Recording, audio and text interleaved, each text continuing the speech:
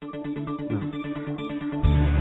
are in the condition we are in the state of ignorance we are in the state of war, in the state of economic depression, in the state of depletion of the resources of our planet because of the greed of psychopaths who thought they could create their own reality. Well, look at the reality they created. You're listening to Sott Talk Radio, the world for people who think.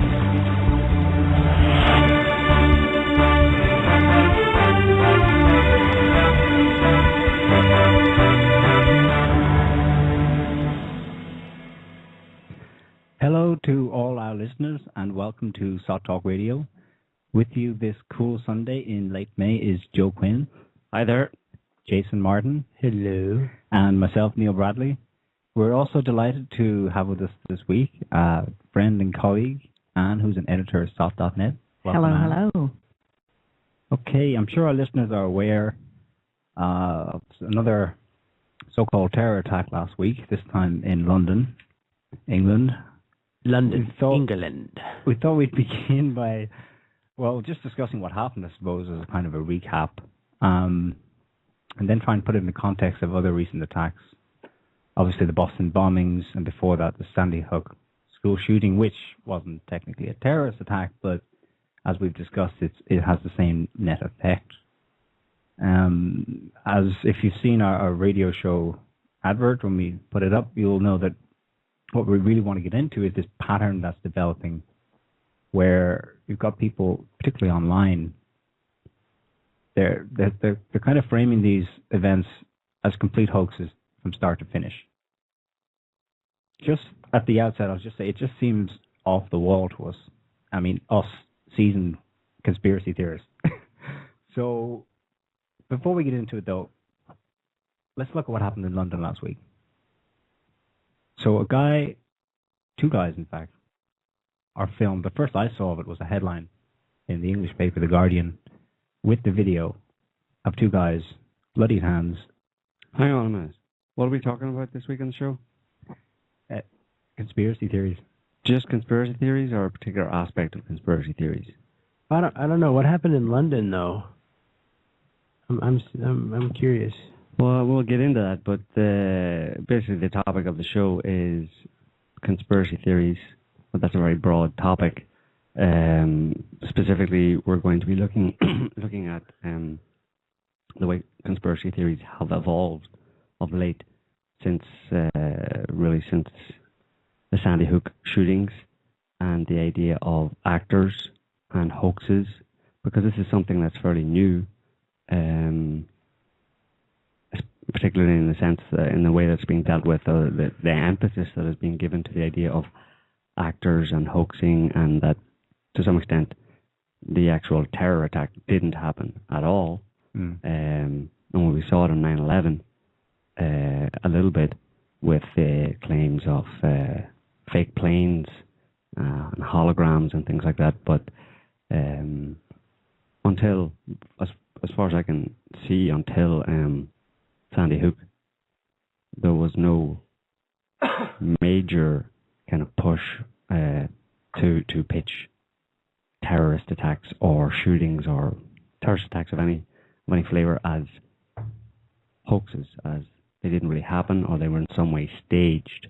It's a step further than just saying the government did it.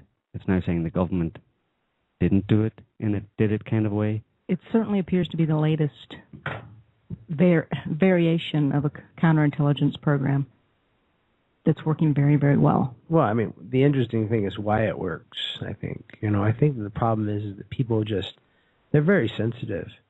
And it really is hard for people to think that the government may have been complicit in some way or directly responsible and planned, or some, people to, go into a room and shoot a bunch of kids, in school in America, right? It's a painful idea to have to accept, so they're willing to accept almost anything other than that, because, I mean, what do you do when you're in a world where people who are supposed to be responsible in your government, if there's this evidence that they're going into a room full of kids and shooting them up, what are you going to do? I mean, they're going to lash on to anything.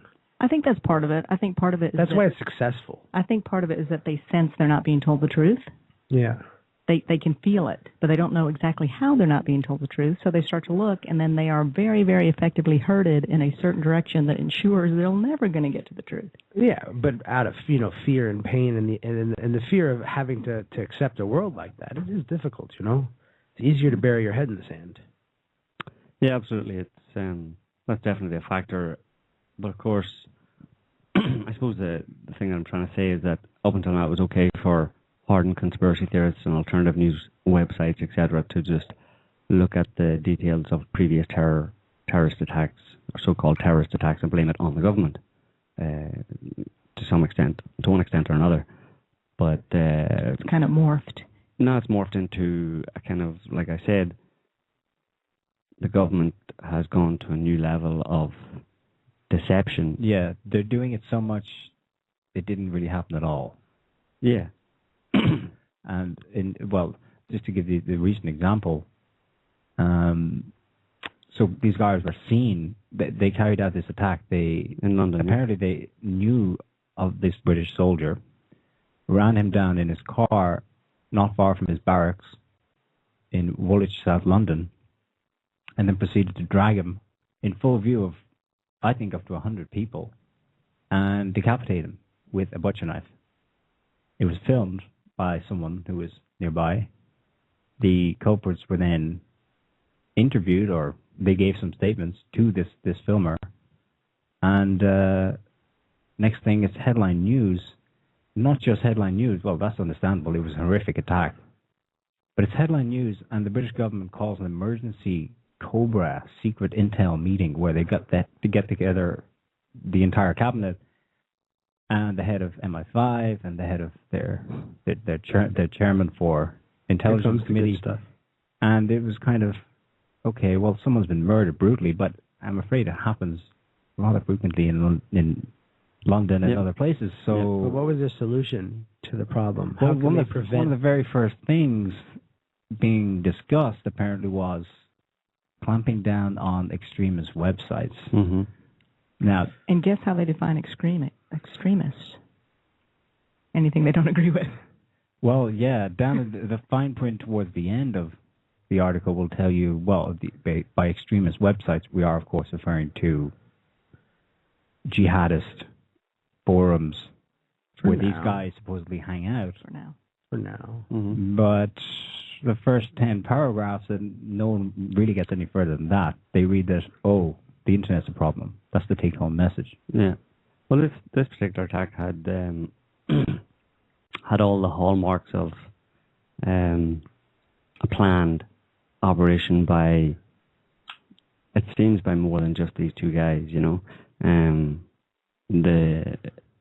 like in so many other so-called terror attacks, the guys involved had an intel background in the sense that they had been contacted by British intelligence several years ago, and who knows what happens after that, but it's on the record that they were on the official record that they were on the radar of British intelligence and had been contacted. One of them had actually been asked if he would work for British intelligence.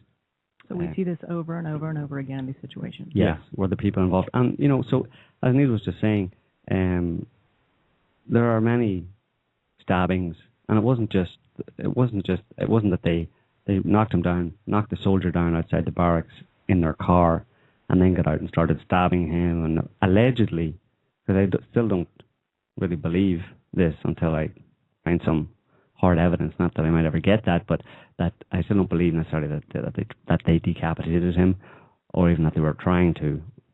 All we know is that they were kind of stabbing him. Well, this is the kind of thing. A woman who was on the scene and they said confronted. She didn't really. She just went up and asked them, "What are you doing?" Yeah.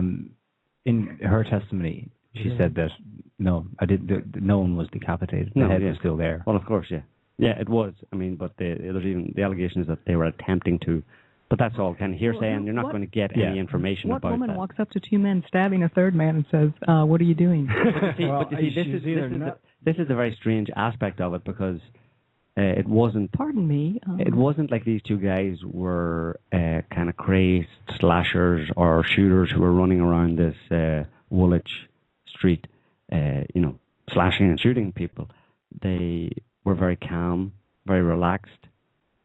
They once they had stabbed the guy, they pulled him out into the middle of the street, and they went around to people who were standing around, had begun to kind of gather around, and asked them to take pictures and to film them. And one woman had a camera, and so this guy gave an interview basically immediately afterwards to this woman and explained why he did it. Why? And that the thing doesn't sound like a psyop at all now. Well, the thing about it, yeah, it's very strange, and they were there for 20 minutes. They just hung around for 20 minutes. That's true. Afterwards, and it just the impression you get is that it was a very very strange scenario. It wasn't your typical stabbing or shooting or whatever. Mm-hmm. So what did they say? Why did they say they did it? Well, hang on. I was just going to make a point that to the extent that one person or a number of people who were there when they saw the two guys stabbing the soldier, they weren't sure. They thought they were trying to resuscitate him. So the scenario seems to have been that no one was actually sure because these guys had such a relaxed demeanor. No one was really 100% sure what was going on. It wasn't a crazed knife attack, But the guy basically said that this was he was doing this in reprisal for the murder of Muslims by the British Army, British soldiers around the world, and that this happens in Muslim countries every day at the hands of British soldiers. So he thought he would give them a taste of their own medicine, essentially. Wow, that's so believable. That was his allegation. The situation is so believable. Well, of course, it's not like something right out of a movie. That's the sarcasm tone, in case you can't pick up on it. Yeah.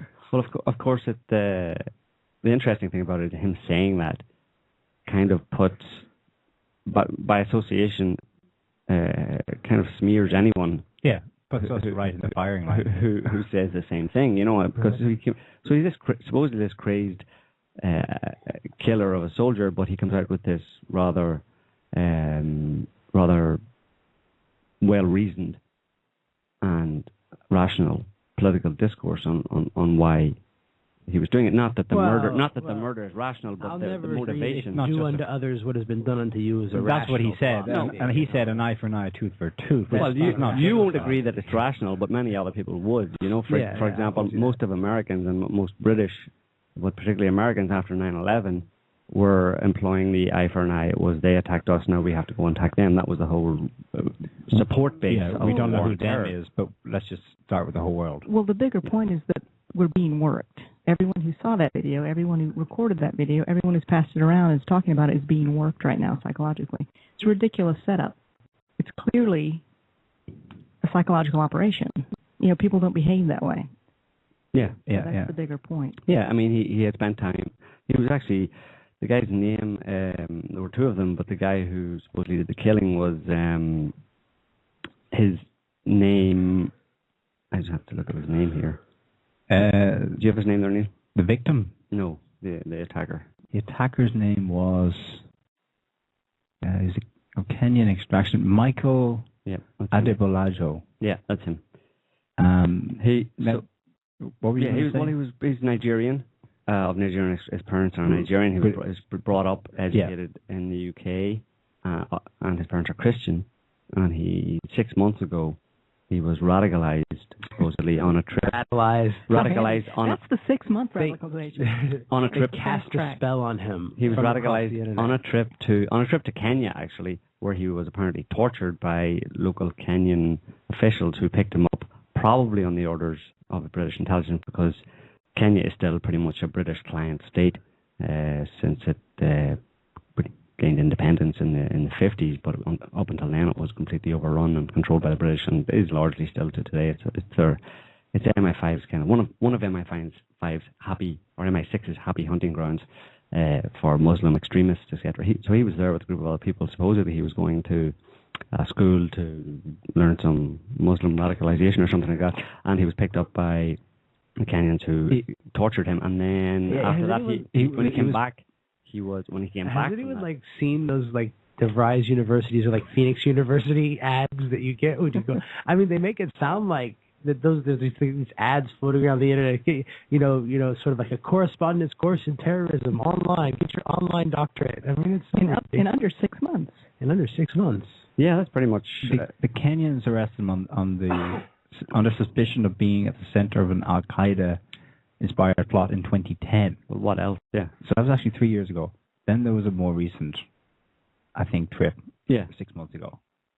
So he actually goes back longer under their radar. This is not. It's 3 years old rather than 6 months. Now his family have said some interesting things. Well, the radicalization, according to his friend, occurred 6 months ago, where he became much more withdrawn and changed his personality, and his behavior changed around then. Yeah. Now his family adds some context here. They claimed he was held in detention, tortured, then deported back to Britain without charge. Mm-hmm. Now it's interesting that he was, if he'd been found guilty in Kenyan court, he was going to be executed. Mm-hmm. Something intervened. The next thing you know, he's back on a plane to the UK. And MI5 are harassing him. Pestering was the word his members of his family used. He was pestered by MI5 agents, pressuring him to become an informant for them and infiltrate radical Islamic extremist groups. Yeah, so I have a little clip here to play. This is an interview. It's kind of interesting because just from a few days ago, it was an interview with a friend of his called Abu Nusaiba, who was interviewed by, I think, the BBC, and immediately after the interview, he was arrested by British intelligence, taken out of they actually came into the studio. This is just a few days ago. It's only a couple of minutes, but this is what his friend, there's a reporter who gives a little introduction, and then there's his friend. He came into the BBC, we conducted the interview. Immediately after the interview, I'm told 3 people from Special Branch were in BBC premises. They arrested the man, and so, very dramatic events tonight. Did he give any indication to you that he was capable of such horrific violence? No, I mean when I saw the photos of him initially, I thought it was a joke. I thought like, no, are you serious? Like, no, it can't be him. There's no way it can be him, because it didn't make sense, because his whole concept, was he just wanted to go and live in a Muslim land, basically, and just basically get away from all the problems and all the troubles, basically, because at that time he was basically being harassed by MI5. This is something that he specifically mentioned to me. He said that MI5 had come to him. I think on his return back, he had been stopped, and subsequently after that, basically he was followed up by MI5. He said they came to his house. They were saying knocking his door. He pretended that he wasn't there, but they were knocking so much. He thought to himself, like, look, you know what? I need to kind of come and show my face. So he came out. He spoke to the MI5 agent. And they were saying that, look, we just want to have a chat with you. We just want to speak to you. So when did he tell you this? This is roughly about 6 months ago, roughly. And what was his reaction to being approached by the security service MI5? Yeah, his situation was that, his wording was, Ak means brother, they're bugging me, like they just keep, they won't leave me alone, basically. Did he explain what they wanted? He mentioned that initially they wanted to ask him whether he knew certain individuals, basically.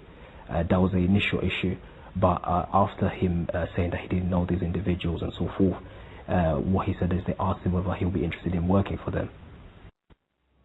Well, there's a lot of allegations there, Richard. We'll come to them in a second. But on the MI5 point, a lot of people watching that will be thinking that was MI5 doing their job. Yeah, that was MI5 doing their job. Isn't this the exact same story that the friends of the Boston bombers told, if you replace MI5 with FBI? Mm-hmm. I mean, it's the exact same narrative. Mm-hmm. Interestingly, another friend said that when he came back to Britain, MI5 contacted him and showed significant interest in Michael, harassed him for a while, including constant calls from people claiming to be from the FBI. So they were not far behind either. Mm-hmm. Well, I think whatever way you slice it, this guy was manipulated from start to finish. Mm-hmm. Like all the others. Like the long list of FBI terror plot patsies, all who are easily, So anyone paying attention is going to start to say, hey, wait a minute, the FBI is always involved, MI5 is always involved, and they start to go down that route, and then all of a sudden they're distracted by this bright, shiny idea that the whole thing was a hoax and there were paid actors involved. Not only are they distracted by that, but it makes it very difficult for anybody trying to follow the hard evidence and present present a case based on the hard evidence. It makes it very difficult to do that when you have these kind of rather spurious claims of the actual event, the actual attack, terror attack, or whatever being a hoax, it being staged, it not really having happened at all in some cases. I mean, one of the things about this guy, the attack in London the other day, was that people immediately jumped on the idea that there was no blood. First of all, people just and you find that in the past few cases, people will say there's not enough blood. But I mean, even I've decapitated lots of folks, and that's not enough blood. Yeah, or even there is blood. They'll already, before they even look at all of the pictures, available pictures from the event, they will have posted 20 YouTube videos saying, "Busted, not enough blood in this one. We got the government by the cojones on." These are the people whose anatomical education comes from like horror films and Kill Bill and stuff, So basically, they jumped on this idea that the Tarantino factor. It's the Tarantino education in anatomy. There wasn't enough blood, but there's pictures of blood from where he was dragged from where he was run down.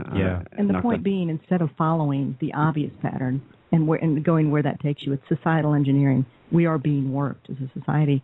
They get lost in this jungle of not enough blood. Yeah, and the other thing was on his hands, the famous by now video of this guy talking to the camera person and holding the knives in his hands, and both his hands have blood on them, and they're quite red. And then there's another video from more or less the same angle where his hands are more of a orange color, and people jumped on that as saying, well, look, there's two videos here, one with blood, one without, pretty much the same thing. This is obviously staged. This is a hoax. Somebody put that red blood on his hands. But the thing is, if you look at the video where there is apparently no blood, his hands are quite orange. They're an unnatural color. There's certainly there's something on his hands. His hands aren't the normal color of a black person's hands, let's say. So if you look at compare the two videos, the one with the red blood in his hands, there are red lines along the road, along the sidewalk. Yeah. And in London, there are these red line zones, whatever. It's not for no parking, it's for something else, where they paint two red lines along the side of the road. So you've got, in the red hands one, you've got the red lines on the road. In the one with the orange, or allegedly no blood video, the red lines along the side of the road are orange, similar color to his hands, and the obvious deduction then, the obvious conclusion is that someone has applied some kind of a post-video editing filter to tone down the red to an orange. I mean, that's all it is. It's obviously the same. But that doesn't stop people from just running with it. Yeah. And they did very similar things with the Boston bombing, It's just ridiculous. I mean, you can't trust a camera picture, because what if the person who took it was, didn't do it right or ran it through something? You don't know. I mean, and why not spend all that energy paying attention to the fact that Boston got locked down and militarized police officers walked into every single house without a warrant, made the family leave, searched the house? It's a complete police state, and people aren't spending the energy going, "Oh, wow, cause and effect, two benefits." They're spending the energy saying, "Fake, actor, hoax." It's just the oldest trick in the book. Absolutely. Just before we go back to Boston bombings, the reason why this concerns us is because I have here a mainstream article, Huffington Post, their UK edition, but nevertheless, Woolwich attack, bizarre conspiracy theories claim entire incident was hoax. So they can refer to these things and put them up there as if this is what all the wackos out there are thinking about. Mm-hmm.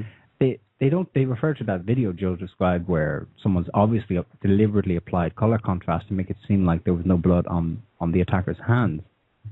And then they proceed to name particular sites, i.e. go to this one and check it out, see what they're saying. And they quote, they quote some of these commentators, not just referring to this attack, but referring to Sandy Hook, Boston bombings, and this current one, all in the same context, namely that they were hoaxed from start to finish. Mm-hmm. So this is why it concerns us, and this is why we want to talk about it today, because it's Well, you get discredited by association. Exactly. They throw, you're it all... runs the train of legitimate inquiry off the tracks. Exactly. It speeds it up to the point where... They included a comment, the Huffington Post, which is dead on, but not for the reasons that is assumed in the article. Conspiracy theories in the aftermath of tragedies are becoming ever more common as fringe groups pick apart police video and media reports, often causing pain and suffering to genuine victims they accuse of being actors. And that if you think about it, that would be a completely legitimate response. If people heard that the whole thing was faked and they are directly affected by it, maybe they knew someone or whatever. Well, Jesus, that right there is going to hurt. Yeah, absolutely. Yeah. It's so hurtful. Yeah, it's just in case people misunderstand what we're saying here. We're not saying that there's only so far you can go because people won't understand it. We're talking here about claims of evidence of conspiracy that are pretty easily debunked. Yeah, I mean, you're setting yourself up to be laughed at if you don't do your homework in advance and make sure that you're not saying something that you yourself could have explained away as basically normal, that it wasn't something strange or bizarre or evidence of conspiracy. If you're into evidence of conspiracy, you need to be serious about it and not just jump at the first thing or leap to conclusions and therefore set yourself up to be laughed at. I mean, why would you want to do that? And I mean, I don't understand why so many formerly fairly sober, rational, and sane conspiracy theorists who have written and talked about other aspects of terror attacks and the war on terror and 9/11 have all, and I mean all, with the exception of Sott.net, have all jumped on this actors and hoaxing bandwagon. I'm struggling to get my head around why these people who, like I said, seem to have a fairly decent brain on them have just lost the plot. It certainly appears that they have fallen for a classic counterintelligence program, and it's that simple. I mean, I think that there's been enough work done since 9/11 on revealing some of the hands behind the curtain, at least revealing the fact that we are not being told the truth. We are not being told the truth by the media. We are not being told the truth by our government. And people are really starting to delve into that and prove it and explain it in a rational way. Mm-hmm. And so what's the next step of the counterintelligence folks? Hey, let's run that train off the tracks. We'll speed it up as fast as it can go. We'll use a lot of emotion, hook a lot of people. They won't know what to believe. Let's do it. Well, on the hands thing, on the blood and no blood on the hands of the guy in London, there's two possible explanations as I see it. One is that the media applied that kind of contrast filter to make it look like there was no blood or there was a difference in the color of the blood on his hands in an effort to pander to the squeamish sensitivities of the British public, or someone out there in YouTube land decided to upload it to deliberately provoke the fakery and hoaxery people to do it around this one as well, I'm leaning towards the latter. Okay. Because, I mean, after Sandy Hook, the thing that struck me most was that not so much that these ideas were out there and being discussed, but the sheer coverage they were receiving. When Anderson Cooper trashed the idea that Sandy Hook was anything other than what we were told it was, he referred to the idea that it was all a complete stage, that there were actors. That's proof for being as a result of that, it's so easy to do. As a result of that, videos on YouTube and elsewhere on social media promoting this idea, their coverage exploded. I mean, they're getting like 10 million hits. Yeah, I know. And then the reasonable voices trying to say, well, if you look at the historical context, blah, blah, blah, are just drowned out by this noise. Mm-hmm. They create their own competition and they control the debate. Yep, exactly. By having both sides of the argument. We've got a call here. I think I'm going to go ahead and take it. Hi, hello. Caller, what's your name? Hi, what's your name? Where are you calling from? Hello, I'm Gabby. I'm calling from Spain. Hi, Gabby. Can you listen to me? Hi, Gabby. Hi, hello. Well, I was listening to the hoax part and there is no blood argument, and I want to share an inside view because you see, I'm a medical doctor and I'm trained as a heart surgeon. Not that I'm a trauma doctor, but I have the experience, I have assisted in thousands of surgeries, open heart surgeries.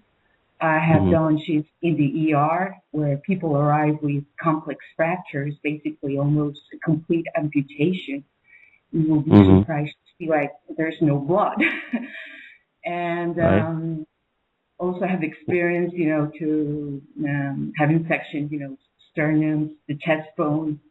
I have a first estimation of how much the bone marrow bleeds. You will be surprised that it hardly bleeds, that you just have to apply like a thin layer of wax and that's it, And, people will be surprised too to realize that you can do like entire surgeries and finish with your gloves clean, if you take care of each vessel as you go. Basically, for me it sounds surreal that, that kind of like an argument of no blood, like as if it must be like a gory Hollywood movie. Yeah. Be used, So just in your experience, I mean, this kind of relates maybe directly to the amputee at the Boston Marathon, Jeff Bauman. I mean, in your experience in an operating room, or if you've seen patients come in with that kind of a leg injury, where more or less the leg has been either fully or almost fully severed. Should there be blood? Kind of. I mean, we're not. If you have any experience, it would be actually quite useful if you experience of kind of amputations in hospital of people's legs, because surely when they cut off a leg in a hospital, they have to have some way of making sure blood doesn't squirt anywhere if that is what actually happens, right? I mean. And it doesn't actually happen that way. I've assisted amputations almost at the level of the hip bone. That's a pretty major surgery. And it was not like, blood, everywhere, because you basically section, the vessels and you stop the bleeding as you go. And then basically when you section, an artery, it is done with heat, with coagulation. When you manipulate an artery, it starts to coagulate immediately, so the bleeding will stop. To the point that during surgery, you have to use blood thinners in order to stop that. Okay, so if that happens out in the wild, and it's not in a hospital setting, is it very different?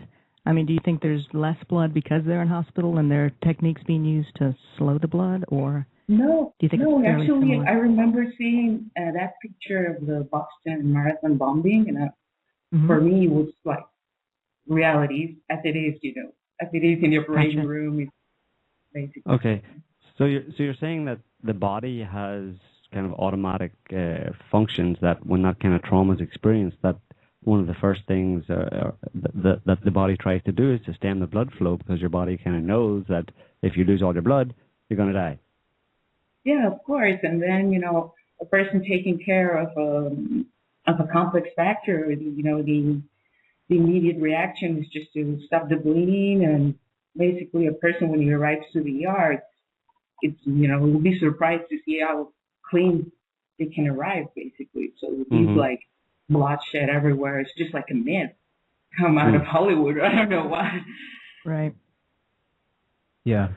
Okay, so basically, from your experience as a surgeon, you're kind of saying that when you saw that image of Jeff Bauman after the bomb that kind of blew his legs off, or at about the knee level, that the pictures that we saw on TV weren't that unusual, and for in terms of, I never questioned it. For me, it was like reality. And it reminds me of pictures I've seen also from other countries, other bombings like Palestine. Nobody ever questioned that. Yeah, so absolutely. I just wanted to share that. Okay, well, thanks very much, Gabby, for your input there. Thank you. That was really good. Thank you. Okay. Bye. Thank you. All right. Bye. Bye. Well, okay. So, Gabby, that's really interesting, because it was the sheer certainty of some commentators about what they thought they were seeing with Jeff Bauman, both immediately after the bombs happened, because someone was there and they took close pictures, and then his being escorted away from there in the wheelchair, and eventually into a tent, I think. Mm-hmm. You had, I suppose, you had people who were not medical experts making very definitive statements. Yeah. About how what they saw could not have been and the real deal. And to me, when I thought about it, it really didn't make any sense. And I looked at all the pictures, and I tried to make it make sense in my head as to how this could be true. That and the theory, for I'm sure most people listening know, the theory is that Jeff Bauman was already an amputee, and he was placed at the site of the bombing, perhaps with a couple of friends. And the bomb went off right where he was, and I'm assuming it would have done some damage to him because the bomb appears to have been a real bomb of some description. But nevertheless, him and his couple of friends immediately went into action and started to apply this bloody prosthetic limb to his stumps. Well, he was seen standing there beforehand in one of the pictures, Jeff Bauman, so he would have had 2 full prostheses. Mm-hmm. And then the bomb went off, and I suppose he removed quite them. helpfully blew those prostheses away. Oh, yeah. And then he had another one in a bag somewhere, maybe, I don't know, nearby, and his friend picked that up and applied that. And immediately afterwards, because I looked at the pictures, and there are some pictures, there were pictures from behind where they were standing, looking at the finish line up in a first floor building just above, and the guy was had just pushed the button on his camera and was taking one picture every or 2 pictures every second. And he took about 40 or 50 of them, just held the button down. So the very first one of those pictures shows the smoke kind of clearing, and Jeff Bauman and a couple of other people around him right in the center of this explosion. And you can tell they're in the center of the explosion because there's a video from the other angle, from behind the finish line, looking down the street. And probably most people have seen this video as well, of the bomb just going off on the right-hand side. And there's a guy who's running along, and as that bomb goes off, one of the marathon participants kind of reacts to it and kind of sways over to the side. And this guy is quite noticeable because he's got blonde hair, black and white running outfit, and pink socks. So he reacts to this in the video, the bomb going off in the video, looking down the street from behind the finish line. And in the pictures that I just mentioned, looking at the finish line from just behind where the bomb went off, the first few pictures just where the bomb, when the smoke is clearing and the Jeff Bauman and these people are there, you can see this guy who in the video is reacting to the bomb. You can see him with his pink socks and his blonde hair and his black and white top running in the exact position that he's seen in the video. So that kind of, those 2 pieces of evidence kind of put Jeff Bauman and these other people right in the position where that bomb went off. And it seems to have been a proper bomb because you can see the kind of the advertising signs and stuff that were on the railings kind of blown out, as the bomb went off. So it was a pretty strong concussive force, So, but nevertheless, as we've said, these 3 people, Jeff Bauman and 2 others at least, somehow survived that blast, and were kind of compass mentis enough to go into their role of actors by applying prostheses, etc., etc. And I mean, just when you tell it like that, it sounds ridiculous. But that's the only way. I mean, I just follow it through in terms of trying to understand it. It had to be a fake bomb too. Well, yeah, but then for that to work. Yeah. I think the point is, we know that the entire situation was managed. It was probably a false flag. We know we're being lied to. We know the coverage of it was being managed. And that could be investigated and followed, and we could see who benefits, and we can see the continued societal engineering. But instead of us doing that as a alternative news community, we get completely sidetracked and worked and managed and really herded. And tarred. Absolutely, into this idea that any person off the street is going to look at you like you've lost your marbles. If you say, oh, they were actors, none of that actually happened. Yeah. Well, one of the interesting things, and this is the kind of thing that we'd like to talk about if people weren't talking so much about actors and stuff like that, and leaving it at that, because, I mean, if you claim there's actors and it was all faked and staged and stuff, well, then there's not really any need to go into any of the other details. The kind of, from our perspective, the more plausible details at that point to it being essentially a government operation, an FBI terror plot, essentially, that went real. We've mentioned before in previous show about the warnings from the police department to the Boston Globe that a bomb was going to go off in 1 minute, and this was 2 hours before the bomb actually did go off. So security officials somehow knew that a bomb was going to go off 2 hours before it did go off. But the other thing about the two brothers that were framed for this bombing,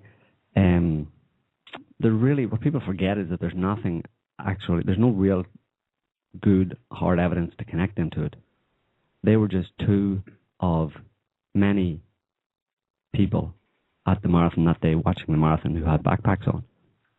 And people seem to have decided that because they had backpacks on and the bombs were allegedly in a backpack, then they must have been the ones that did it. It's a marathon. Thousands of people have backpacks on. Absolutely, yeah. They have a change of clothes. They have their tennis shoes.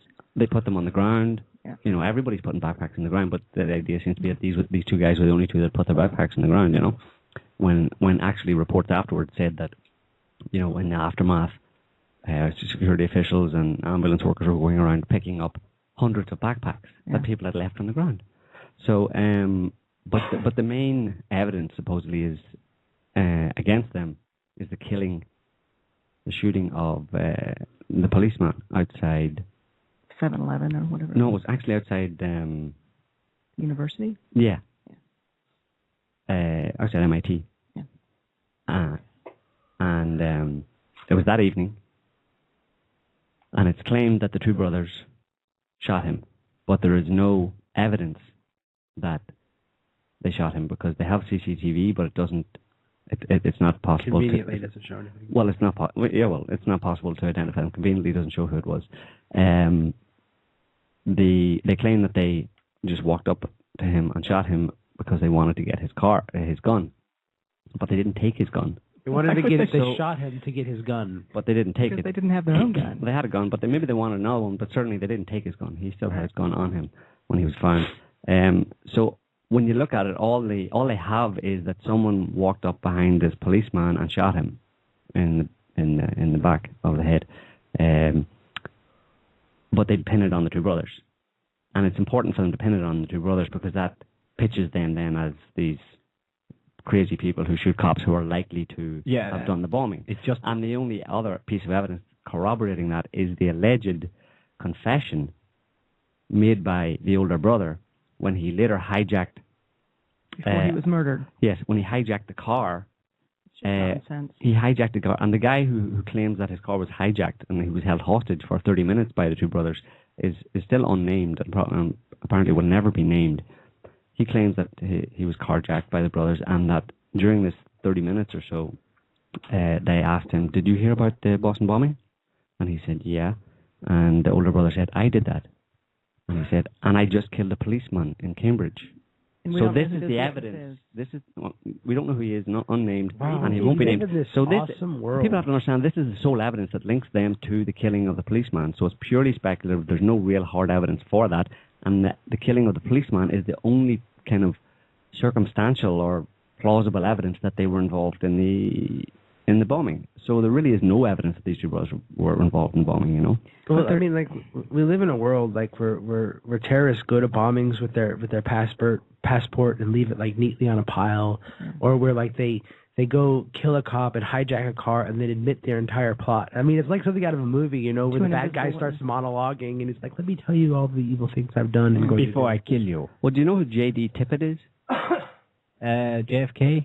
Yes, he was a police officer. J.D. Tippit was a police officer in Dallas who was shot, allegedly, by Lee Harvey Oswald. And in exactly the same way as we've just talked about in the two brothers having shot this cop, it was pinned on Oswald that he shot this J.D. Tippit, and that was the only thing that made him a plausible assassin of JFK, because there were loads of people in that building that Oswald was seen coming out of, and none of them seemed to, at the time, have thought that he was the one. They didn't see him running down the stairs sweating with, gunpowder on his, fingers or something, and looking a bit worried. He was just working normally.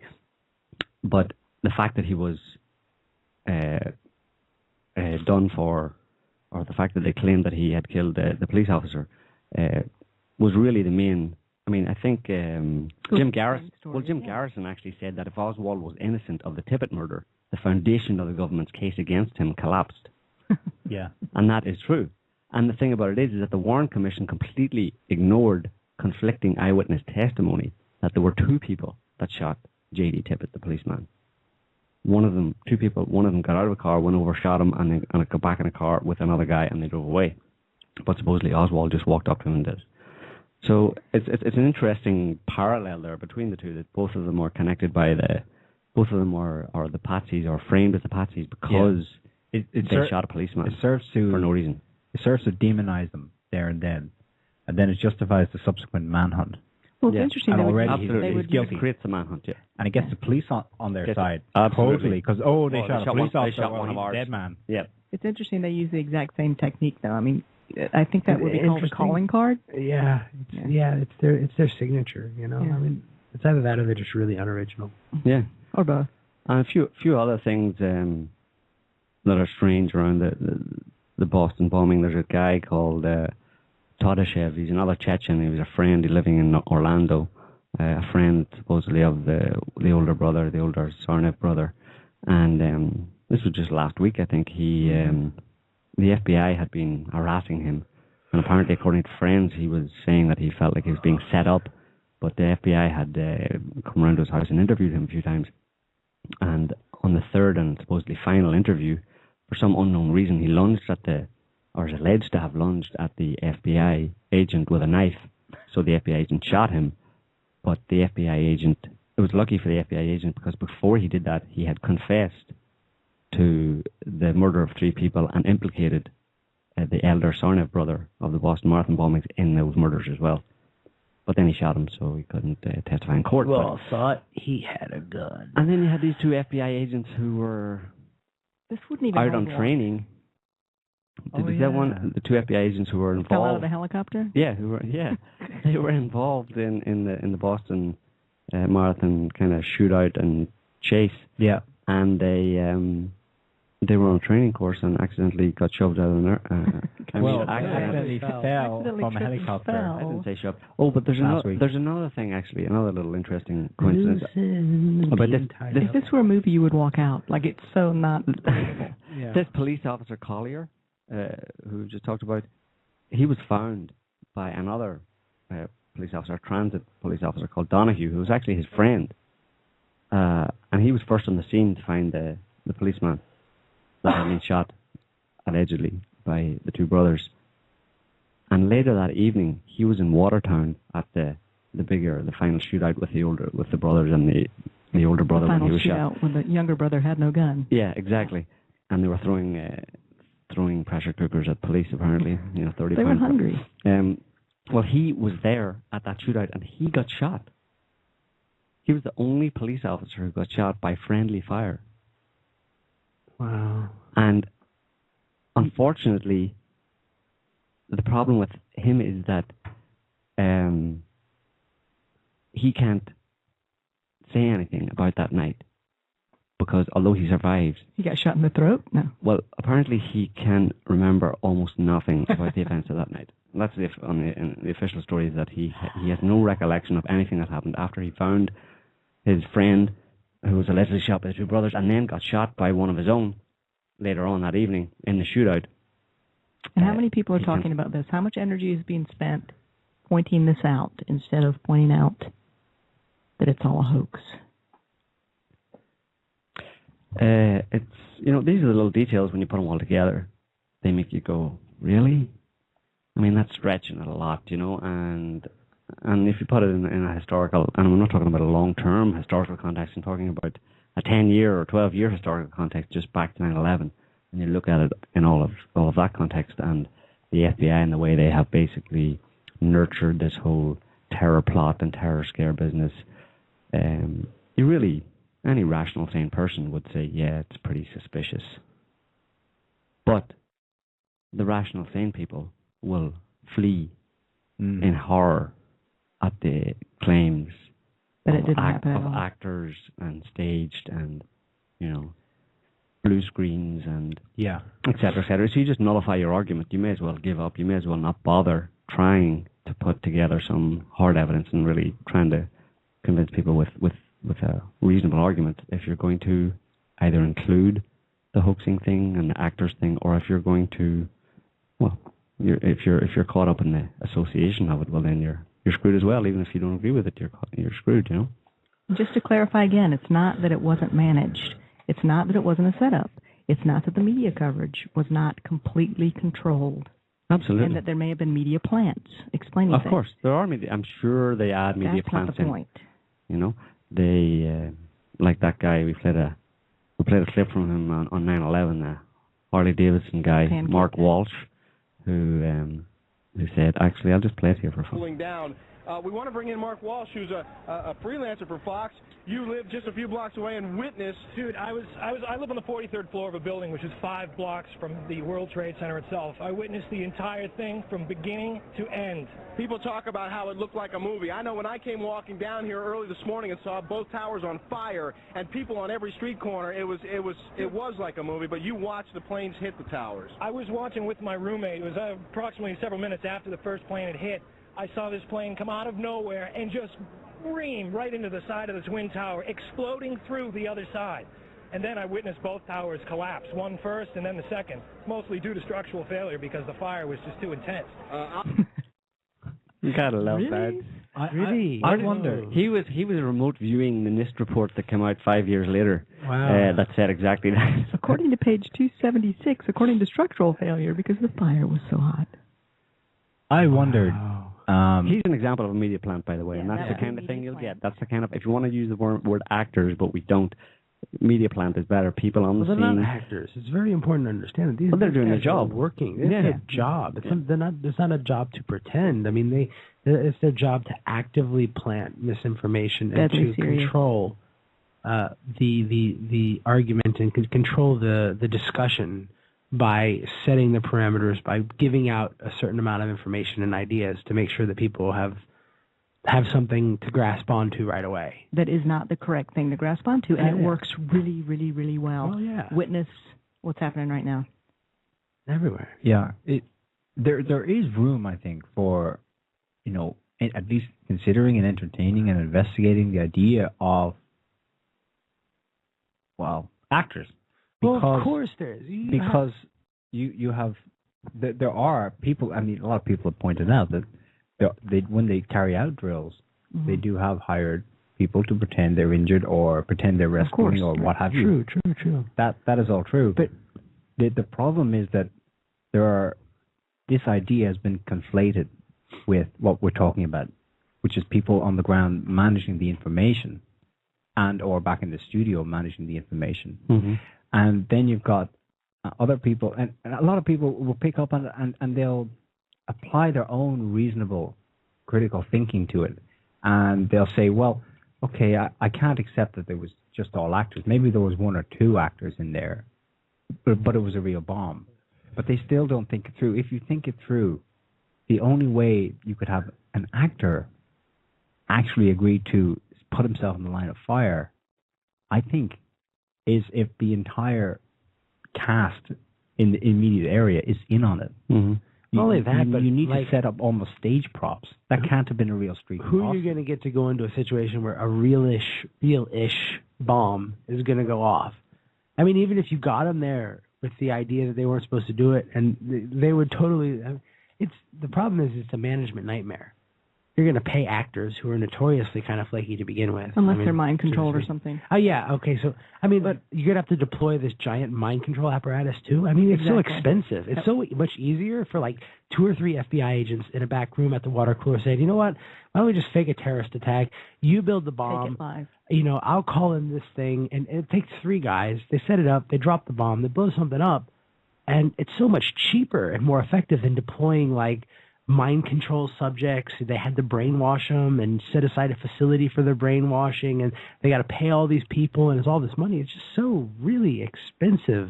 It's like the whole holographic plane. Right, and once again, and just like 9/11, it's these people focusing on the minutia of the situation rather than focusing on the bigger picture, which is the whole point. The whole point is, as a society, we have been engineered through trauma and fear and we've lost everything that previously defined the society before the year 2001. Yeah. And that's the big picture. And people won't go there because they're being distracted by these extravagant stories, you know? Mm-hmm. And these simple realizations have the power to bring people together.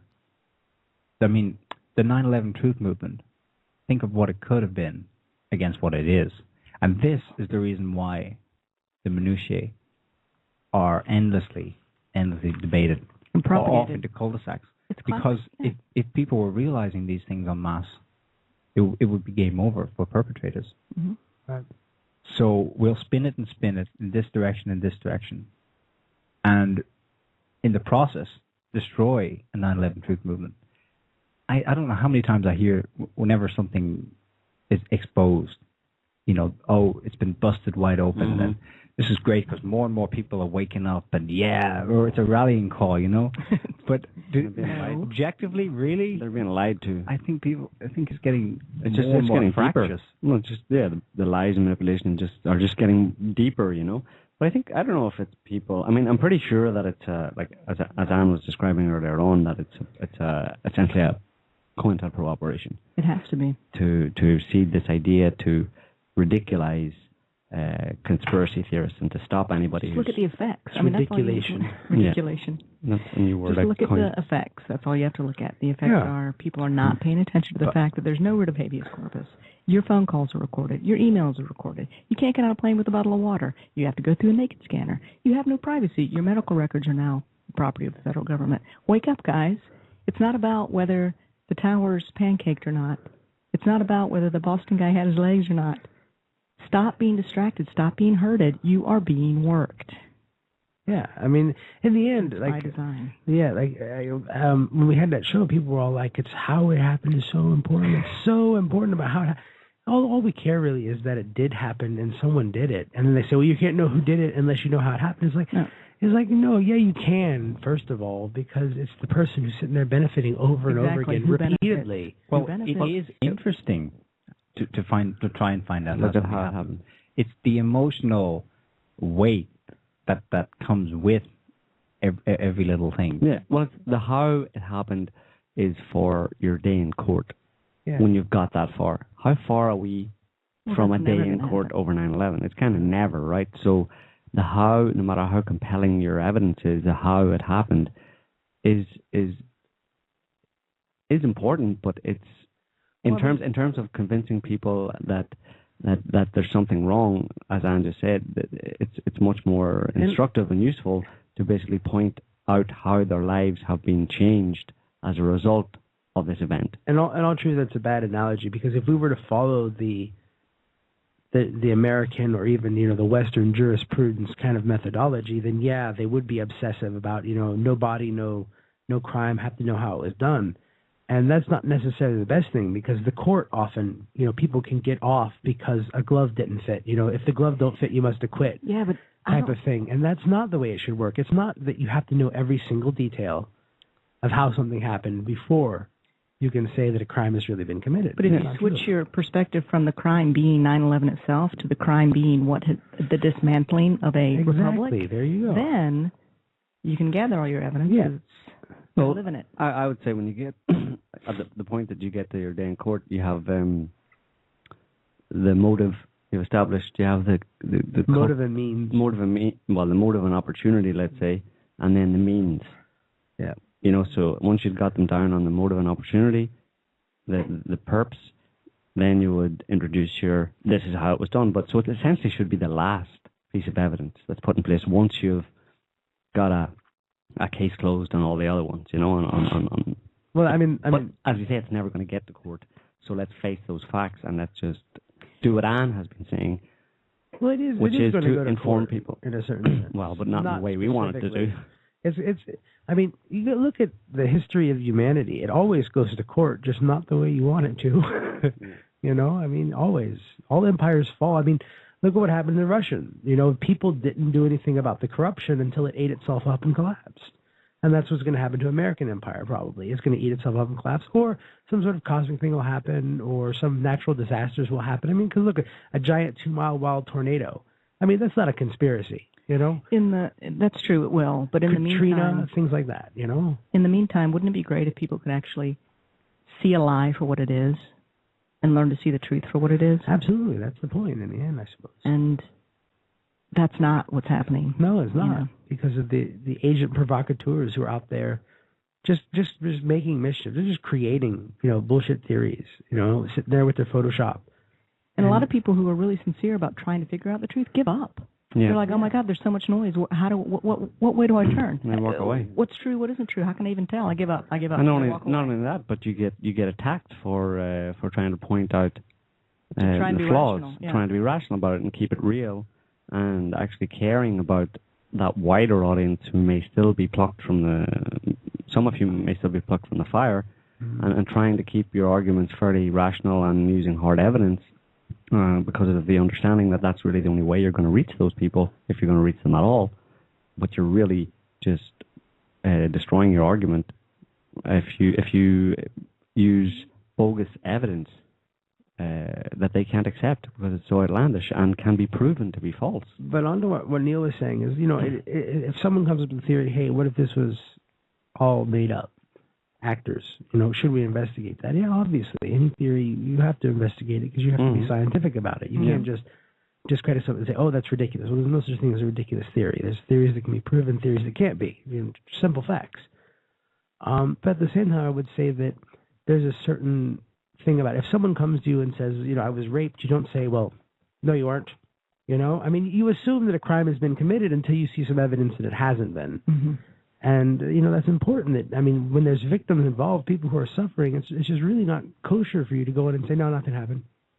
You don't start from that. You start from, okay, a crime has been alleged here. Let's look at the evidence and not jump to the conclusion of, it was all actors and stuff. Because it's mean to people who suffer. It's provocative. It's divisive. And I think that's by design. And the people who follow that thinking are helping the bad guys, if you want to put bad guys in quotes. Yeah.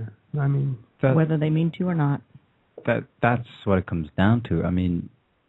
The very first thing the British government rags on is extremist radical websites, and that plays like right. We didn't see that coming.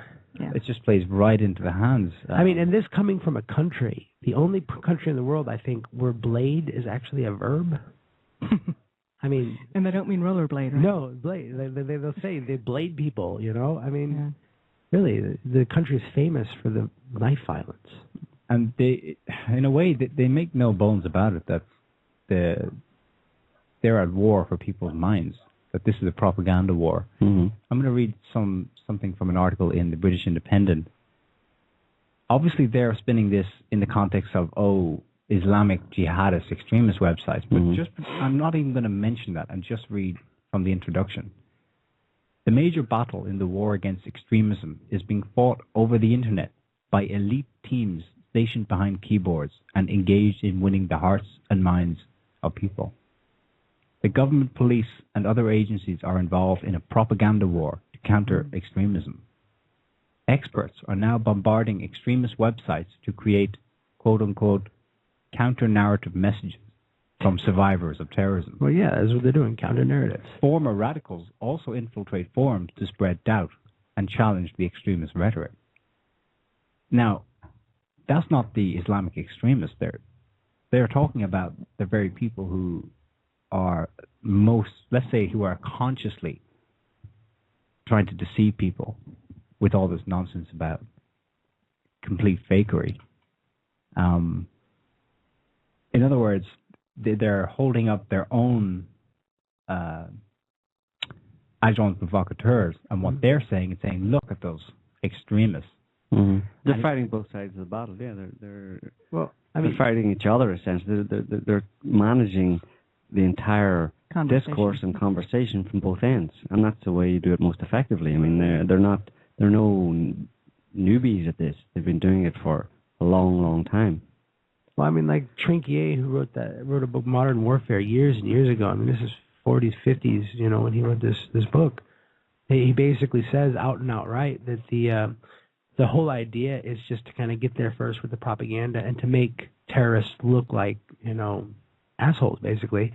And that's how you sort of do it. So everything to faking terrorism, pretending to be terrorists, to do bad things, to, you create this sort of counter narrative, as they call it.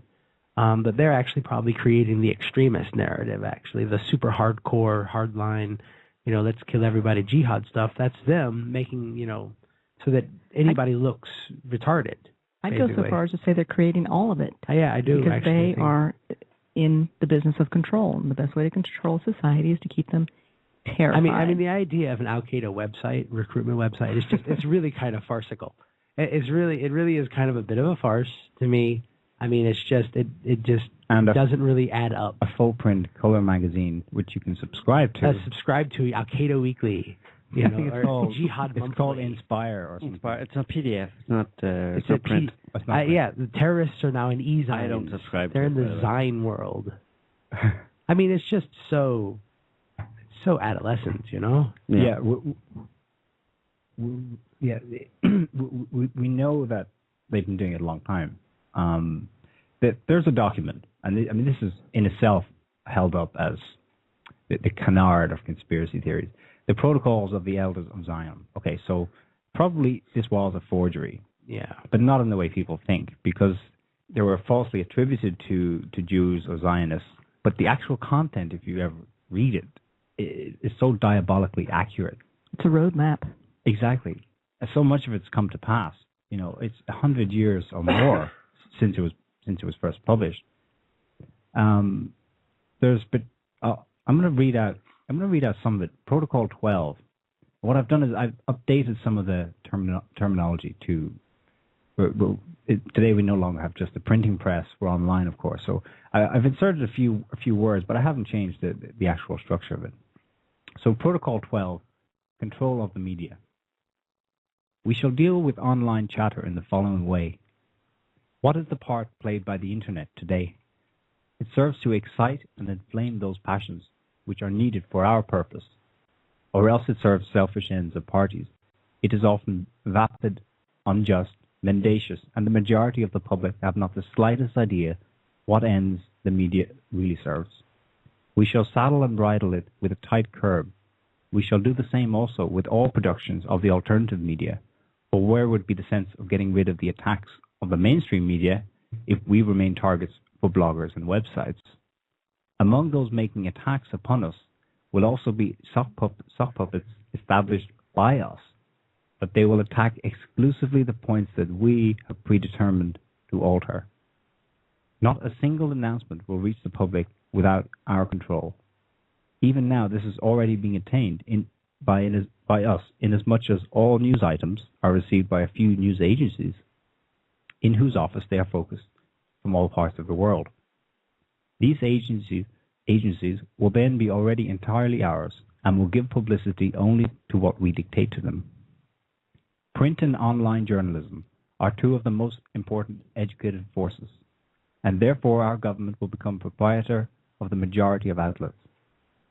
This will neutralize the injurious influence of the privately owned press and will put us in position of a tremendous influence upon the public mind. If we give 10 permits for 10 websites, we shall ourselves found 30, and so on in the same proportion. This, however, must in no wise be suspected by the public, for which reason all websites set up by us will be of the most opposite in appearance, tendencies, and opinions, thereby creating confidence in us and bringing over to us quite unsuspicious opponents, who will thus fall into our trap and be rendered harmless. In the first rank will stand publications of an official character. They will always stand guard over our interests, and therefore their influence will be comparatively insignificant. In the second rank will be the semi-official organs, whose part it will be to attack the tepid and indifferent. In the third rank we shall set up our own, to all appearance, opposition, which, in at least one of its forms, will present what looks like the very antipodes to us. Our real opponents at heart will accept this simulated opposition as their own and will show us their cards. Mm-hmm. That describes pretty much what COINTELPRO, counterintelligence program in the media is. Mm-hmm. And to those who would say that, well, the internet has given us the gift of bypassing this, I say, I don't know about that. I mean, it's given technological tools that could bypass it, but which I think have just increased in proportion. Yeah, as was written in that it's a document. blessing and a curse type of thing. Yeah, I mean, it doesn't change anything. It's the printing press on a larger scale. Yeah. The floodgates are still open for the noise. Yeah. And the noise just gets pumped in faster and faster and stronger. Yeah. So the signal gets lost. Mm-hmm. There's a story just out yesterday. A poll, this is from the UK Guardian, that a poll reveals the rising fear of clashes in the wake of the Woolwich killing. And it says a YouGov poll shows a rise in proportion of people who believe British Muslims pose a threat to democracy. Nearly 2/3 of people believe that there will be a clash of civilizations between British Muslims and white Britons in the wake of the murder of a British soldier in Woolwich. A new poll shows. See how effective it was? Cause and effect type of thing, you know. Yeah. Who benefits? Absolutely. It's the people who want to, well, there's various agendas being serviced. One of them, obviously, is to continue to provide justification for imperial wars of aggression in Muslim lands because we have societal control. Yeah, because we have to fight them over there, so we don't have to fight them here. And oh look, they're here now. We better fight them even harder over there. And also, they hate you for your freedoms. I'm taking your freedoms away. And also to divide. I won't hate you anymore. Divide at home. I'm taking your freedoms away, and I'm going to store them and look after them for you. Don't you worry about them. I'll put them in a bank. Well, it's kind of funny that people have freedoms. That freedom became a thing that you have. Like you have like X number of freedoms instead of having you either have freedom or you don't. You know, I mean, it's just such a ridiculous concept. It's insanity. Well, who benefits from the Woolwich attack? Well, let's see. A British establishment that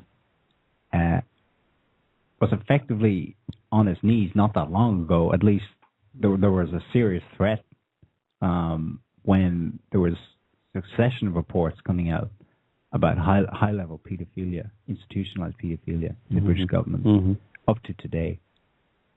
The same British government that is completely broke, the same country that is, like many other Western countries, collapsing economically.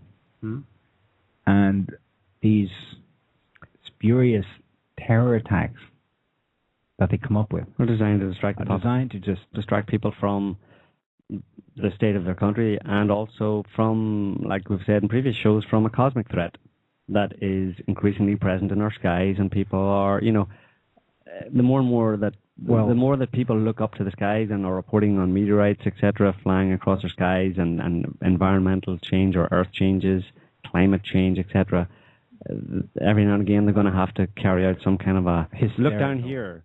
Yeah. You know, your neighbor might be the next killer. He might be the next knife-wielding maniac in the street. You know, keep your head down and pray for God's blessing. Don't look up. It is raining fireballs, people. Yep. We've got a call here, so I'm going to go ahead and take it. Hi, caller. What's your name? Where are you calling from? Hi, this is Rich, calling from Great Britain. Hi, Rich. Hi, Rich. Welcome, Rich.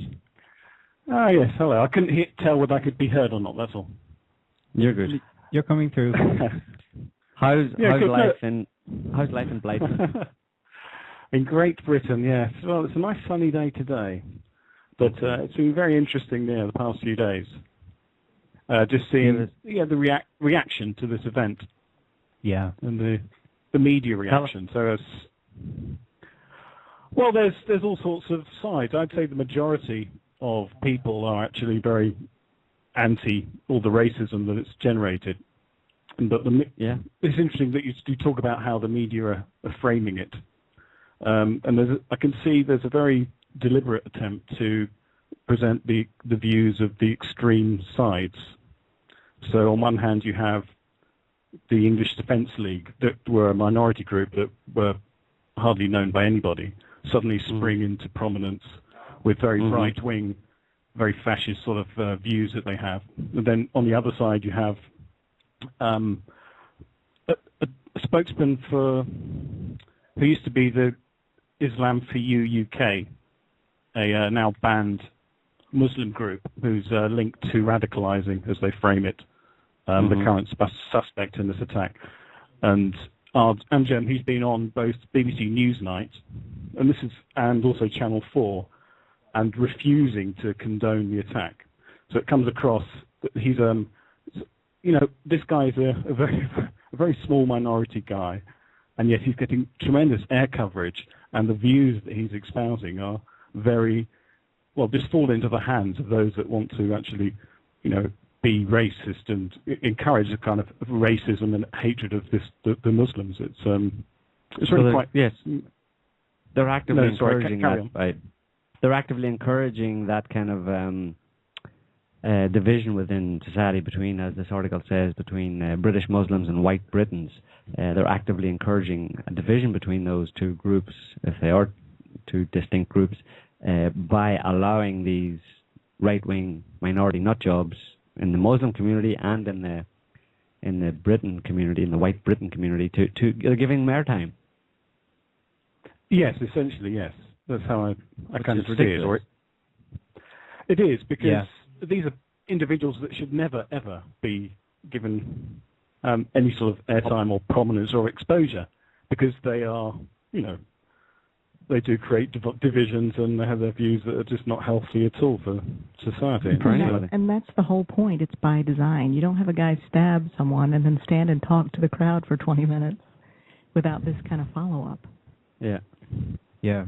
When Huntington wrote that Clash of Civilization thesis some 20-odd years ago, I mean, he presented it as if this was going to be a natural development that he was foreseeing, but he actually gives away that, we can promote this, that this is where it's going anyway. Hey, let's just build on it.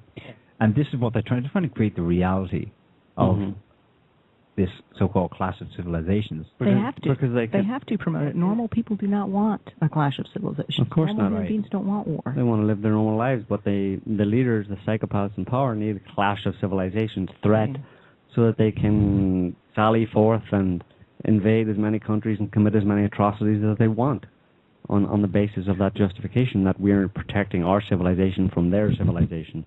When the real clash that needs to be recognized is a clash between normal human beings and psychopaths. Right. In a certain sense, even the Muslim versus the West thing is totally set up, because then in a certain sense you sort of think like, it's their way of life, ours type of thing, and it's really both of the way that we're living is actually total crap. I mean, I'm not going to defend the Muslim way of life or the Western way of life, saying that it's like the best or even good. I mean, really, we should be, looking at, wait a minute, the world is kind of sucking right now. Both sides, it's not a lesser of two evils. It's they both really kind of suck, and we should, find a different way. Yeah, and I think there's another interesting aspect on the victim of this, who was a soldier, who was wearing a Help the Heroes T-shirt. Now, if you're not aware of Help the Heroes, it's a charity that supports the troops, and they're actually quite prominent and quite popular, and they have all sorts of products in supermarkets like ham and butter that help the heroes. And the fact that this guy was wearing a Help the Heroes T-shirt has sort of created a very sort of patriotic uprising for supporting this, and it kind of becomes, I just see it as a risk that it then prevents those that are critical of British foreign policy actually having a reasoned discussion about it. Yeah, when you're tarnished as somebody who's not helping the heroes. Yeah, it closes down debate, which is what they want. Yeah, you're cast out as a hero hater. You're a self-hating Briton. You're a Britain-hating Britain. You're a Britain-hating Briton. You become a foreigner in your own country. It's a psychological operation on the British public. Absolutely. Oh yeah, and I was going to say the Anjem Chowdhury, he was making those views on Newsnight. I watched a couple of them, and he was basically saying that, but this is British foreign policy. But then because he would not abhor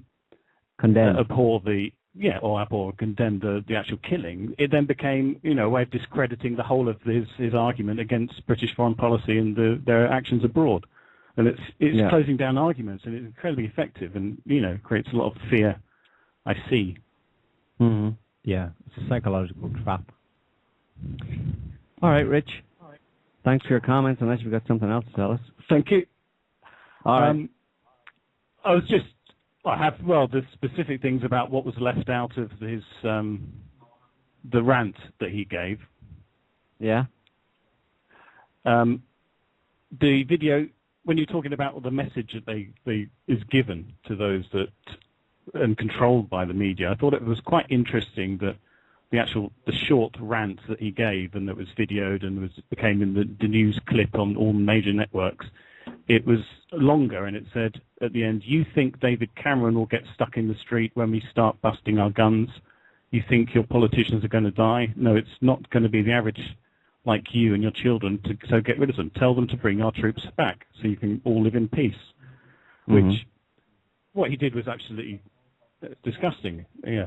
Don't absolutely. That. But I just found that interesting how media sort of sound bites and edits what they want, what message they want to provide. They edited that out, but at the same time, I think that was part of the psyop that this killing was, and I would say this guy was most likely mind programmed in some way, or in some way manipulated to do what he did. But the problem is that he, like we mentioned before, that he gives this makes these fairly reasonable comments about that what he did, not that it's in any way ever justifiable, but that his motive was the killing of Muslims in other countries and essentially British foreign policy, that this is blowback. And that's something that puts the responsibility to some extent on the British government. But the problem is that that's the kind of thing that, people who are trying to tell a bit of truth and spread a bit of truth around the world and on the internet and stuff have been saying, and now it's to some extent associated with a knife-wielding madman. Exactly, yeah. It's the oldest trick in the book. I mean, thousands of years of this, over and over and over again.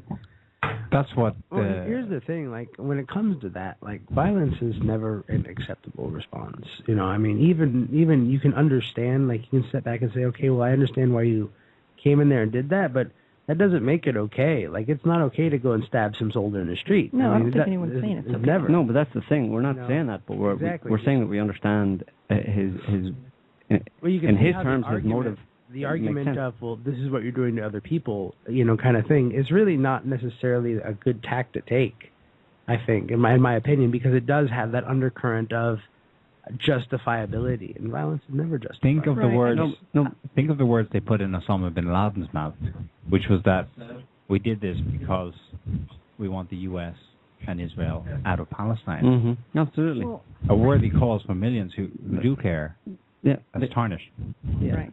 And I get your point about the violence never being justified, and I completely agree. But I think the idea is that he brought up the point that, Muslim terrorists, in quotation marks, didn't just grow organically out of nothing. He brought up the point that it's cause and effect, you guys. Yeah. And that's the simple point. So he brings it up. Actually, surprisingly, it's not. Because we're saying that they are basically, like, they put these things on. So, I mean, like, even the Muslim population, they aren't actually real. There aren't any real terrorists. They have to make it up. Mm-hmm. And that's because, as a general rule, people just don't like going around stabbing. Mm-hmm. Did you notice anything strange about the weather in the UK recently, Rich?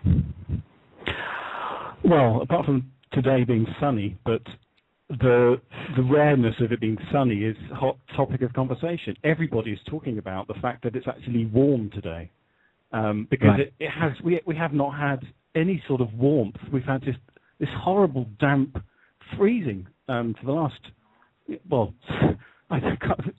been so long, like 6 months or so. It feels like this winter is never ending. It's unbelievable, and everyone's aware of it. And what strikes me is that they would not like people to be noticing their environment changing. Yeah. Let's give them something to talk about. Yeah. Next thing you know, terrorist attack, government meeting, terrorism. Yeah. Got to get them terrorists. All right, Rich. Thanks for your call. No, thank you ever so much. Yeah, keep it up. Cheers. Okay. Thanks. Take care. Yeah. Good night. Cheers.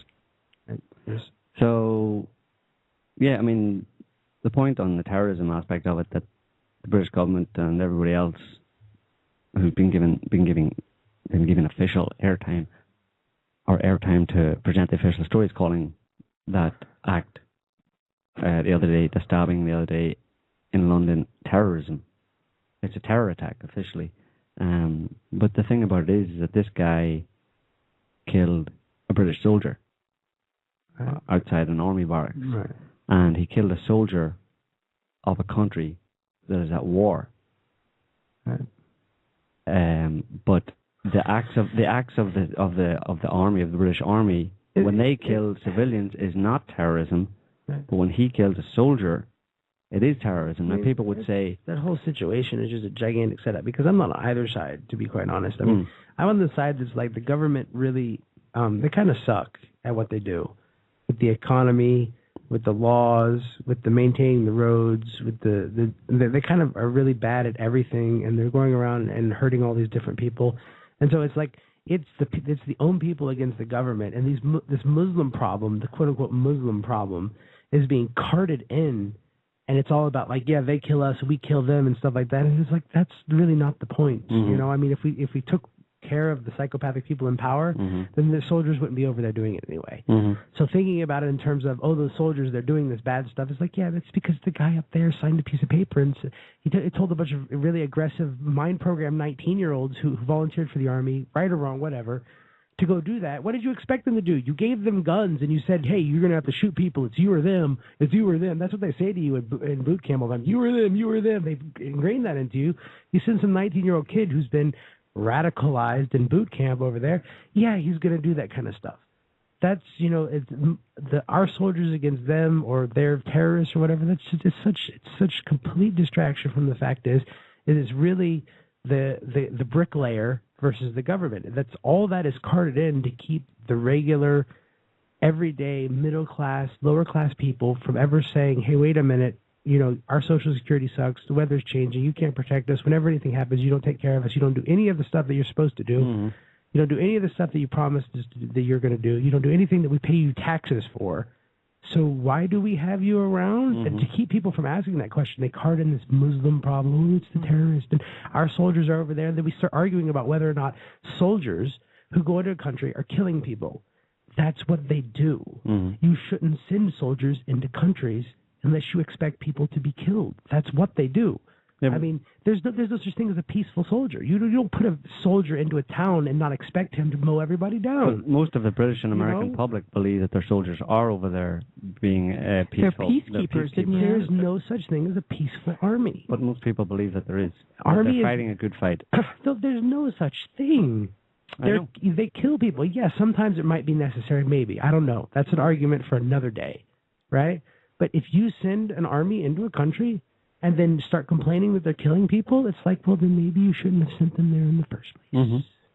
But that's kind of the point that people are trying to make. Some people are trying to make, and making that point, and then saying to the British public, well, don't get so indignant when the chickens come home to roost type of thing. When you get when you get a return attack. But the chickens aren't coming home to roost because the government's doing both sides. Well, exactly. Right. Bingo. But the chickens are not coming home to roost. Of course. The thing is all a distraction. Of course, but that's one step ahead. You have to start at rock bottom. You have to start at rock bottom with people and try and get them to go to level one, which is, listen, you can't be indignant about this because of what's going on in other countries. Well, that's wrong, because you can be indignant about it. Well, you can be indignant. Well, you can't complain. I'm sorry. If Soldier X, we're sitting out here, right here in France, right, and they send their soldiers over to like oppress people all the time because that's the way the France sometimes likes to work. Okay, cool. If they go over and do that, I think that that's deplorable. I don't think that it's cool. But then if somebody comes from that country and bombs me or kills me, I'm still not going to be like, oh, well, I understand why you're doing this. It's like, no, violence is not understandable. It's not about understanding. It's about putting the blame. The idea is to kind of get the people in the UK, for example, to point the finger at the real culprit. But it's not. You're never going to get people with that, because when you go to somebody and say, yeah, but you're culpable, they'll resist you even more. No, I'm not saying they're culpable. Are more equal than other animals. I'm saying that getting them to point the finger at the government for sending their troops over to a foreign country and bombing civilians, and killing civilians, and then having some of those civilians or the survivors, family members, come to your country and do the same to you. It's kind of like If someone, but then you accept it as something that is okay. And you're thinking that the population. No, it's trying to understand, getting to level 1 of understanding that this is going to happen. To get them to understand that this is going to happen if you allow your government to continue. If you do not, if you support your government in sending troops over to foreign countries to kill civilians, this is the result. It's like saying to someone, if you slap that guy in the face, he's going to slap you back, and you can't wail and scream and say this is unfair when I slapped him in the face. And he slapped me back. I can't. The situation is really not the same. Well, that's an analogy. I think the problem is that you're expecting, you have this idea that people are actually capable of thinking and of putting, and of understanding that all humanity is quote unquote equal, and that's just not the case. They don't look at it that way at all, and you're going to make. But they've been programmed that way. You never succeed by making people feel that way. You never. I mean, because it's not about punishing. It's about bringing people back together. It's about establishing, real lasting communities. It's about people looking around and saying, hey, we're all human beings. We're all in the same shit. And we need to stop the psychopath situation going on. Not that we need to, because if you go in and you say, look, the reason this is happening is your fault, they won't be able to do it. And they'll go deeper into no, it's not. Or no, it's blah, blah, blah, blah, well, they've been psychologically manipulated for so long. Yeah. Well, then, you can't get them on rational. But people at that level of dissociation or at that level of mind programming are really lost.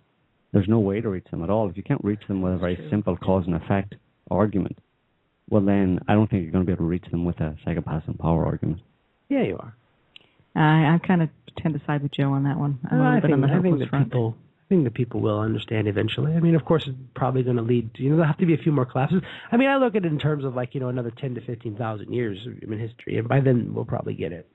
We'll be dead, but eventually, eventually the human race will either kill itself off or, learn I don't know, we haven't learned that much in the last 10 to 15,000 years. Oh, so. We have a little bit. Have a little bit. Yeah, there's a little bit more. I don't think so. I'd say we've gone in the opposite direction. I don't know. There's 3 people here that kind of generally get it. I mean, I think we're making progress. He left me out, by the way, since there's 4 of us here. No, I wasn't counting myself. I left Dan out because for obvious reasons. Well, something that struck me about the Boston bombings is when I sat back and thought about it. This is something that happens on a daily basis in countries that are subject to invading armies, particularly the U.S. Army, but also British and European forces. And I'm afraid to say, it's a daily reality for them. An improvised explosive device of some kind goes off. People are killed, maimed horribly. And they pretty much have to just get on with things because it's going to happen in the next marketplace, the next day, on the other side of town. Now, Boston bombings was a first in that it happened in the U.S. And that may be part of the reason why it's being analyzed to death, to the point of, no, it didn't really happen. There's a kind of a schizophrenic break from reality here where it's all a hoax. I didn't really just see what I saw. And it's worrying, but I don't know, is it going to take more incidents to bring it home to Americans? What's going on, that what's being applied in Boston bombings is exactly what's being applied elsewhere. Well, that's a way down the conspiracy hole as well for the average person, you know what I mean? Because you have to get them to accept a lot of things before they would go there, You'd have to get them to accept that they're not fighting a war on terror to keep us safe. It's a war of imperial expansion and aggression. It should not be way down the conspiracy hole for people who've been anti-war and talking about what the U.S. military is doing overseas for the last 10 years and more. And yet That's a very small percentage of the population, though. I mean, it really is. Yeah, but even that small percentage, let's say the very elect, to use the biblical quote, are making the Boston bombings. It becomes a particularly, it can't just have been a bomb that went off and killed people. There had to have been something more to it, because it was here. It was done in the U.S. Well, there may have to be a few more similar kind of attacks before people just accept it as the new reality, as a lot of people around the world have already accepted it as the new reality, you know. What I find interesting is the whole idea that the government has for a long time been stage managing the kind of blowback. I mean, people talk about blowback, that these kind of terror attacks are blowback from American and British foreign policy. But the foreign policy makers and have known for a long time that there may well have been some blowback. There may well be some blowback from the countries that they've been invading and bombing, etc. So what they do is they contain it in advance by carrying out those blowback operations themselves. That's a perfect way to do it, you know, because you kind of kill two birds with one stone in a way. You kind of control the response of the people at home in the sense of stopping them from ever understanding the real nature of the foreign policy by kind of terrorizing them and creating the reality of this foreign threat as being really real, and this is why we're invading other countries, because there are these attacks. And at the same time, you pre-demonize any of these potential, any of your potential attackers, like anybody who'd come from a foreign country in the Middle East or whatever to the UK or whatever and try and carry out a bombing. You do the bombings yourself and have this lockdown, and anybody who ever might have thought of doing something against the British government or whatever in response to their actions abroad is kind of they've been kind of suppressed or controlled right from the beginning, because they're thinking, holy shit, you know, I mean, I'm not going to get away with it. It's already happening. Other people are doing it, but they don't realize it's basically the British government. Well, a lot of them maybe do think that it's the British government doing it, but you know what I mean? It's they're set up in advance. These kind of people, it seems that they think they do have some capacity to think down the line a little bit and set things up in advance. You know, which kind of is at odds with our idea of psychopaths having no understanding or no ability to envision the future and plan for the future. The problem just is live that from day to day, you know? About psychopaths comes from Psychopaths. Sometimes, but it usually comes from the scientific research done in like prisons and psychiatric wards. We're talking about failed psychopaths, those who couldn't hack in society. And it's not that they can't plan and see the future outcomes that they think will be advantageous to them, which sometimes they are, sometimes they aren't. It's that they can't really extrapolate that in a way that isn't what they want to see. That's kind of nonlinear, or or so we think that they're smart enough that they're going to figure it. It's going to go their way. Or so we think, you know. Or from what we can tell, right? From what we can tell, but again, all of that information comes from prison populations and psychiatric wards, where those people are evaluated by doctors, and those are the failures. Those are the ones that couldn't hack it in society. So who knows what kind of, what's possible. I think that the core of the psychopath is more the inability to empathize with other human beings. The inability to empathize and sympathize is so much more important. And I do think it's obvious that they do have special psychological knowledge of how normal human beings operate and what they react to and how they're easily hurted, and how to hijack rational thought with emotion. I think that their inability to have strong emotion influenced by others gives them a lot of time to sit there and think about why other people are doing that. And then in the end, it's the core lack of empathy and conscience that is so important, as opposed to things like, they might not have some sort of temporal reasoning or something like that. I don't even know if that's true. But you do obviously recognize that there's a significant group of people who are conscienceless. They have absolutely no empathy and no ability to sympathize with anyone whatsoever, and can do the most horrible things, and obviously can plan them. And that requires the ability to think in the future. So I think that they do. The evidence suggests that they do, and they're quite Machiavellian about it, or quite strategic.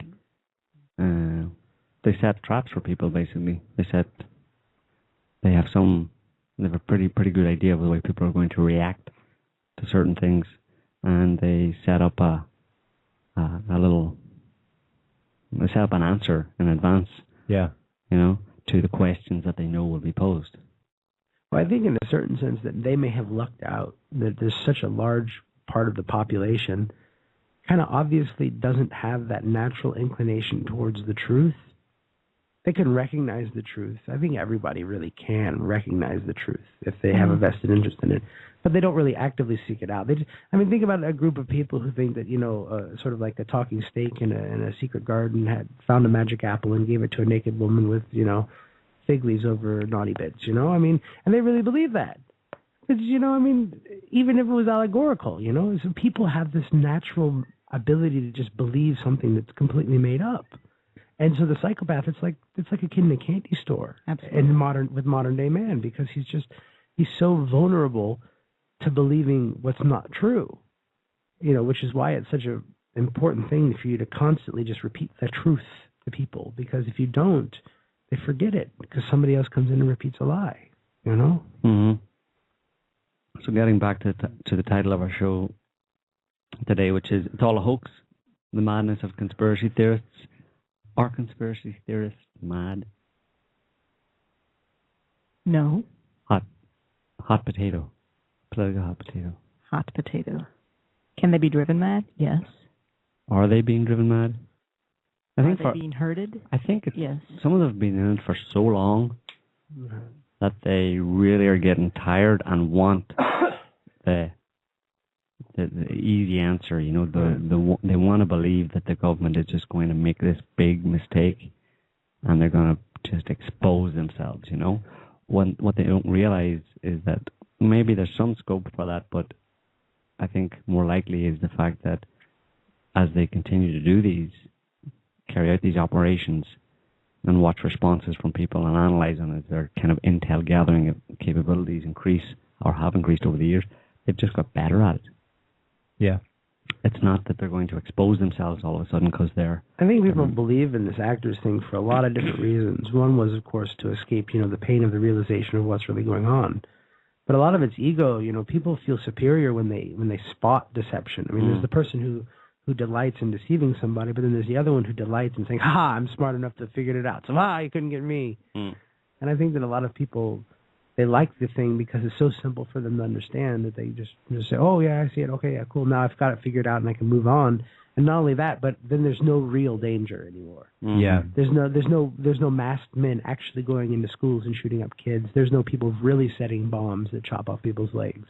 And so that it's less dangerous, right? They can say like, well, the government's a problem, but now it's no longer a problem where they're killing us for their own ends. It's they're pretending to, so, okay, we don't have to deal with it right now. What's frustrating to me is that these are the minds that should be helping other people figure stuff out. These are the minds that notice something's wrong, and they want to figure it out, and they're just being so obviously vectored. It's so obvious. They're not paying attention to what really matters. They're not paying attention to what's really happening. It's just so frustrating because it's not necessary, and they're just being so easily led by emotion and fantastical theories. And I wonder if there's some aspect of some forces at work in the world that are causing some kind of a psychological deterioration on a mass scale. That way. Is there any other evidence that that's going on? Things are getting worse, right, in terms of the amount of BS and nonsense and the crassness of the kind of distractions that people are being offered. It has got pretty bad over the past 10 years. The kind of stuff that people entertain themselves with or are able to be entertained by is pretty lowbrow, Right. It's kind of push the button for the dopamine hit over and over and over again, hit me. Yeah. Hit me, baby, one more time. Well, I suppose that that's a bit of that question is a bit too philosophical, I think. I don't think we'll be able to... Well, I think there's loads of evidence to say, people are getting dumber and more easily distracted. Look at reality TV. Well, no, here's the thing. If you read like early Stoicism, it's thousands of years old. This philosophy basically said this kind of stuff that people are led by their emotions and it leads them into terrible, bad situations, So it's obviously been a problem that's been going on for a long time. And people just have to learn to step back a bit. There may be peaks and troughs throughout human civilization of the hystericization, the hysteroidal cycle, or what did Lobachevsky call it? People become hysterical, and then they basically, shoot themselves in the foot by allowing psychopaths to take control, with all their promises of security. And then, of course, they attain none. And then, something bad happens because random bad shit happens on Earth. Tornadoes, earthquakes, tsunamis, 300,000 people dead. Is it random, though? Is it random? We don't know. Or tied to the stupidity of the human race en masse? Oh, I think I'd like to think that it is sometimes, and sometimes I don't. I mean, I'd rather people wake up. That's another philosophical question that we can't answer. It's philosophical night. Yeah. We're throwing out philosophical questions and providing no answers. No answers at all. We know all the answers, but we just don't have time to explore them tonight. I think unless any of our esteemed guests here and hosts have anything else to say on the topic, we'll call it a night. I think we've dealt with the topic as it was presented fairly well. If anybody has any more questions or more comments on it, we have a forum at kcp.org. You can find the forum link there. So thanks to all of our listeners and to our few callers. We'll be back next week. Same time, next Sunday. Same time, same place. Same place. On the internet. Cyberspace. On the interwebs. On the internet. Okay, so we will call it a night. Have a good night, everyone. Good night. Thank you.